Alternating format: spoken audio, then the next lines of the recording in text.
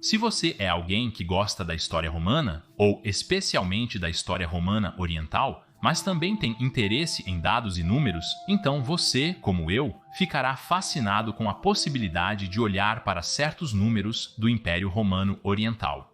Esse período de tempo imensamente longo, que, fascinantemente, é apenas um pouco mais curto do que a linha do tempo inteira do Ocidente.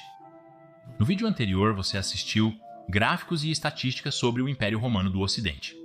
Mas neste vídeo vamos fazer o mesmo para o Império Romano do Oriente, às vezes também chamado de Império Bizantino, um termo que para mim só faz sentido ser usado a partir de o final do século VII do Cristo em diante.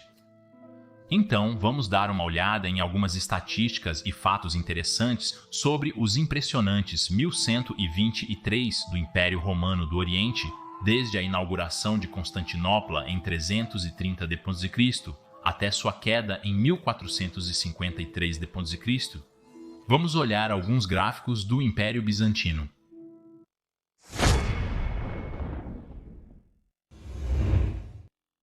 A área de terra. Como a área de terra do Império Romano do Oriente evoluiu ao longo do tempo? Essa é uma pergunta que sempre me fiz, pois seria realmente interessante ver todas as altas e baixas ao longo do tempo, as subidas, os períodos de estabilidade, as quedas acentuadas e os muitos rebotes. Parecido com um gráfico de ações que sobe acentuadamente, mas eventualmente declina e falha. Podemos ver o Império Romano do Oriente como uma construção análoga, mas em uma escala bem maior. Então, vamos olhar o gráfico. Na época da divisão final do Império Romano, a metade oriental era apenas um pouco menor que a metade ocidental, com 2.100.000 km². Claro, esse não é um número exato. Deve ficar claro que, na verdade, todos esses números são estimativas, que eu tenho de estudiosos que dedicaram muito tempo para calcular esses valores. Porém, esses números não são totalmente precisos, então considere-os com cautela. Por um breve período após a partição, o leste recebeu a província de Illyricum sob Gala Placidia, e após a queda do oeste, a Itália pertencia tecnicamente a eles. Ao Império Romano do Leste também, pelo menos por um breve período. A primeira grande ocorrência foi no reinado de Justiniano. O Império Romano do Oriente agora retomou algumas das províncias perdidas do antigo Império Romano do Ocidente sob o lendário general Flavius Belisarius, e assim o tamanho atingiu o pico de 2.700.000 km², que é um pouco mais da metade do tamanho da extensão máxima do Império Romano em 117. Distrito Colômbia, que lembramos do vídeo anterior, era de 5 milhões de km². E por algumas décadas o tamanho permaneceu estável. A Itália caiu para os lombardos pouco tempo depois, a Armênia foi perdida em 591, mas mesmo assim, mesmo por volta de 600 Distrito Colômbia, uma área ainda muito respeitável de 2.300.000 km² estava sob controle. Então, quase 500 anos após Trajano, o Império Romano ainda tinha quase metade do tamanho máximo, impressionante, que tinha praticamente o mesmo tamanho do início do primeiro século a.C., então, um impressionante quase 700 anos antes. Porém, veio a devastadora Guerra Persa, seguida pelo surgimento do Califado Muçulmano por volta de 700 d.C. Apenas 1 milhão de km² eram controlados, um território que a República Romana havia controlado em 133 a.C. Então, o remanescente do Império Romano havia retornado ao ponto em que estava 833 anos antes, em termos de território. Perdeu-se mais território até o ano 900 d.C., somente 750.000 km² estavam sob controle. Mas então veio uma grande ressurgência sob o lendário Basílio II. E vejam só. O Império Romano do Oriente agora controlava impressionantes 1,35 milhões de km² novamente, o que é tanto quanto a República Romana controlava em 100 a.C. Então, o remanescente do Império Romano, do mesmo tamanho que tinha 1.100 anos atrás. Antes. Isso é totalmente louco. Mas então veio a desastrosa Batalha de Manzikert em 1071, e já em 1095, o remanescente do Império Romano só controlava nem mesmo metade do tamanho, cerca de 600 mil quilômetros quadrados. Houve outra breve recuperação na segunda metade do século XII, onde o Império Bizantino novamente quase atingiu, não exatamente, mas quase 1 milhão de quilômetros, porém não iria durar. Após o saque de Constantinopla, em 1204, a área foi reduzida de 350 mil para 30 mil quilômetros em 1400. Então estamos de volta agora, 1700 anos depois, onde Roma existia por volta de 300 a.C. Constantinopla caiu em 1453.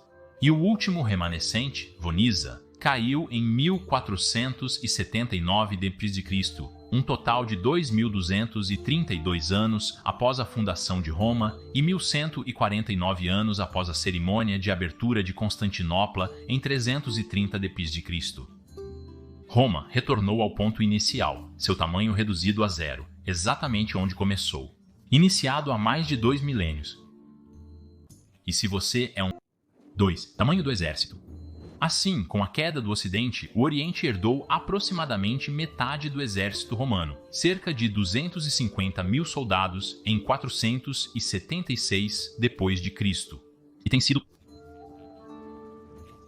estimado por Warren Treadgold que o exército teria se expandido para 380 mil homens em 540 d.C., pico do poder romano oriental. Eu pessoalmente acho esse número exagerado. Acredito que entre 300 e 350 mil seja mais realista, mas é claro que não temos certeza. Claro, todos sabemos o que ocorreu depois. A praga de Justiniano chegou, reduzindo severamente o exército, o que explica a piora dos eventos após os anos 540. O exército pode ter reduzido para cerca de 150 a 200 mil homens. Nas catástrofes do século VII, com as enormes perdas de território, a perda do Egito e do Levante, o tamanho do exército diminuiu ainda mais, para tão baixo quanto 129 mil. O mínimo foi alcançado em 773, com apenas aproximadamente 80 mil homens na Idade das Trevas bizantina. Mas por volta de 800 d.C., começou a subir novamente, para entre 90 e talvez até 150 mil homens. Então, no período do Renascimento bizantino, o exército aumentou novamente. Veríamos novamente 148 mil soldados bizantinos em 959 d.C. e impressionantes 250 mil em 1025. Isso é realmente fascinante. De volta ao número onde tinha estado 600 anos antes. Isso é absolutamente louco. Que recuperação extraordinária foi essa? Mas infelizmente não durou. Após a desastrosa Batalha de Manzikert e a perda de grandes partes da Anatólia após 1071 até 1143, o exército já havia diminuído para 50 mil homens e se recuperou brevemente para 60 mil em 1204. Depois do devastador saque a Constantinopla, de 1204, é claro, o exército também diminuiria, e famosamente em 1453 restavam apenas cerca de 5 mil soldados bizantinos que defendiam a cidade. 3. População do Império Romano do Oriente. Enquanto estimar a área de terra e o tamanho do exército era já um negócio possivelmente bastante impreciso, com muita suposição até mesmo pelos estudiosos que reconstruíram esses números, fontes na descrição, você já pode adivinhar que a população é ainda mais difícil de estimar. Em 395 d.C., antes da última divisão do Império Romano em Oriental e Ocidental, a população total era provavelmente de 56 milhões. O Império Ocidental possuía 22 milhões de pessoas e o Oriente, 34 milhões. A população segue majoritariamente o território mantido. Então, a população aumentava com o território do Império Romano Oriental. Quando perdia terras, naturalmente, diminuiria, consequentemente. O auge da população do Império Romano Oriental deve ter sido em 540 d.C., com a Itália, África e a Espanha do Sul de volta ao controle romano. O Império Romano Oriental provavelmente atingiu novamente 40 a 45 milhões de pessoas, muitos como nos tempos de Augusto, mais de 500 anos antes. Absolutamente impressionante. Mas então, é claro, vieram os enormes desastres, a praga de Justiniano que matou milhões, e por isso não é coincidência que depois o Império nunca se recuperou totalmente. A população acompanha atentamente o gráfico territorial. E então, por volta de 1453, toda a população do Império Bizantino era de 50 mil pessoas, basicamente apenas os habitantes de Constantinopla.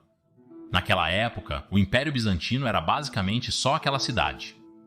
A população rapidamente diminuiu para zero quando os últimos estados remanescentes caíram nos anos seguintes, culminando com o último estado em 1479. Como vocês sabem, Majorianos é um dos poucos canais no YouTube. 4. Cronologia romana completa. Agora podemos fazer um exercício interessante se quiser, ou seja, traçar os 2.232 anos de história romana desde a fundação de Roma em 753 a.C. até a queda do último estado remanescente romano oriental em 1479 d.C. Vamos traçar a área de terra, o tamanho do exército e a população, e nos maravilhar com este incrivelmente longo período de tempo e com as muitas recuperações. A queda do Império Romano do Ocidente resultou em perda significativa de território, exército e população. Ele caiu de um penhasco devido a más decisões políticas, constantes guerras civis e massivas invasões germânicas, e no período de apenas 80 anos, após as invasões começarem em 406 d.C., acabou. Mas também podemos ver a incrível recuperação que aconteceu sob Justiniano, onde o Império Romano do Oriente se tornou por um curto período, pelo menos no papel, estatisticamente similar, novamente ao que tinha sido 560 anos antes sob o primeiro imperador Augusto. Mas infelizmente, sabemos que isso não durou muito tempo por causa de uma grande pandemia de peste que matou milhões de romanos e também havia simplesmente muitos inimigos de todos os lados, o império tendo se estendido perigosamente e então rapidamente se desintegrou. E podemos ver que levaria quase meio milênio até a próxima grande recuperação, atingindo seu pico sob Basílio II em 1025 d.C. Este foi o último pico, e o Império Romano nunca mais alcançaria tais níveis de expansão. Esses gráficos colocam tudo em perspectiva e nos fazem incrivelmente longo período de tempo da história romana, suas muitas ressurgências, muitas recuperações, mas ainda assim há queda fininho. Subida e queda de fato, como podemos ver. A ascensão foi íngreme e rápida, mas a queda levou muito tempo para se desenrolar. Se olharmos para a linha do tempo total de 2.232 anos, incluindo o frequentemente negligenciado Império Romano do Oriente, bem como, e assim podemos ver que exatamente como um gráfico de bolsa de valores, houve um aumento e no caminho para baixo, muitos rebotes se você quiser. Mas o mercado de alta romano terminou em 117 depois de Cristo, 870 anos após o início, e o mercado de baixa começaria, o que levou mais de 1.300 anos para se completar. O Império Romano do Oriente teve um bom desempenho, muitos rebotes impressionantes, mas podemos ver que, infelizmente, foi uma trajetória contínua de queda, e em 1479 d.C., tudo acabou. 4. População de Constantinopla.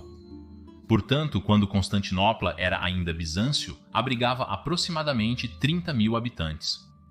É bastante impossível saber o quão grande ela se tornou quando Constantino a fez a capital em 330 d.C., mas provavelmente já havia crescido para 100 mil pessoas até então, porque muitos devem ter seguido o imperador para sua nova capital, de Roma e de outros lugares em todo o Império Romano.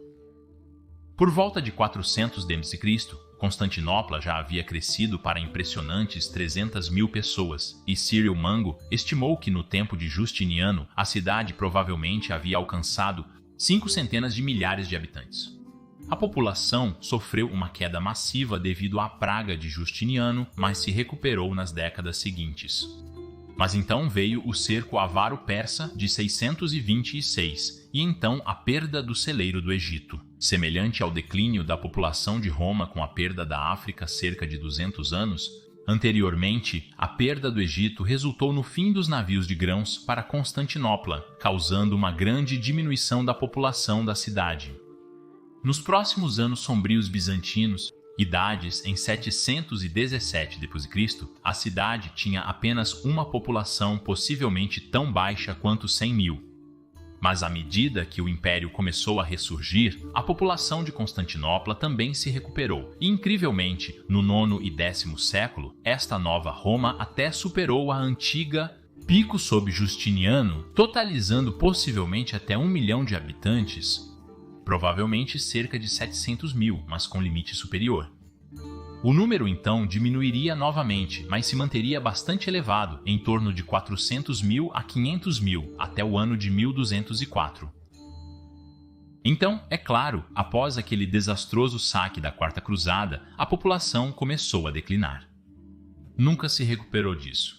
Evento, e pela próxima metade do milênio, a população flutuaria entre 40 e 70 mil pessoas. Em 1453, quando a cidade caiu, apenas 50 mil pessoas viviam naquela outrora gloriosa capital. E ela nem sequer era uma cidade de verdade, poderíamos chamá-la mais precisamente de um conjunto de vilarejos. Decadência por séculos até então, mas felizmente a cidade está em decadência por séculos até aquele momento. Mas, felizmente, a cidade ainda está de pé e cresceu muito mais desde então, e até podemos ir lá e dar uma olhada em muitos dos monumentos que ainda estão de pé. Um patrono nosso, um salve para Justiniano, teve a ótima ideia de comparar a velha Roma e a nova Roma, então a população de Roma versus a população de Constantinopla ao longo do tempo. Roma está em vermelho e Constantinopla em roxo. Podemos ver impressionantemente que a ascensão de Constantinopla coincidiu com a queda de Roma. E isso não é coincidência. É uma crença central minha que a mudança da base de poder para o leste por Constantino condenou o oeste, e esse fato é impressionantemente visualizado na queda de Roma exatamente quando Constantinopla começou a ascender. Outro fato a se notar é que Roma mantinha uma população alta e constante de aproximadamente 1 milhão de pessoas, por 400 anos seguidos, com um aumento gradual antes e um declínio constante depois. Enquanto isso, Constantinopla tinha uma população extremamente flutuante, onde conseguia alcançar 500 a 700 mil habitantes 2 vezes em sua história, nos anos 500 e outra vez nos séculos 10º ao 12º, com um declínio brutal entre esses 2 picos nas idades das trevas bizantinas. Nunca teve uma continuidade longa e estável como Roma teve, o que faz sentido, já que o bem-estar da cidade estava muito intimamente ligado ao bem-estar do império. E Roma nunca foi sitiada por inimigos estrangeiros em um período de 800 anos, de cerca de 400 a.C. a cerca de 400 d.C. Contudo, a partir de 626 d.C., Constantinopla sofria ataques constantes de inimigos estrangeiros. Esta é a história das 2 Romas, a antiga e a nova, impressionantemente visualizado em um único gráfico fascinante. Por favor, curta e se inscreva para não perder vídeos futuros sobre o intrigante fim do Império Romano. Gostaria de agradecer especialmente ao nosso novo apoiador, Sol Invictus, Léo Day. Muito obrigado, Léo Day, por apoiar Majorianos de uma maneira tão generosa. Creio que o Majorian estaria orgulhoso. Obviamente, agradeço a todos que apoiam Majorianos, seja via Patreon, associação no YouTube ou doações no PayPal. Obrigado por apoiar Majorianos para que eu possa manter este canal sobre a história romana tardia. Para aprender mais sobre Constantinopla, assista ao vídeo no canto superior direito. Para aprender mais sobre a densidade populacional da Roma Antiga, assista ao vídeo no canto inferior direito. Agradeço novamente aos amigos da história romana Tipiago e Beni Valete.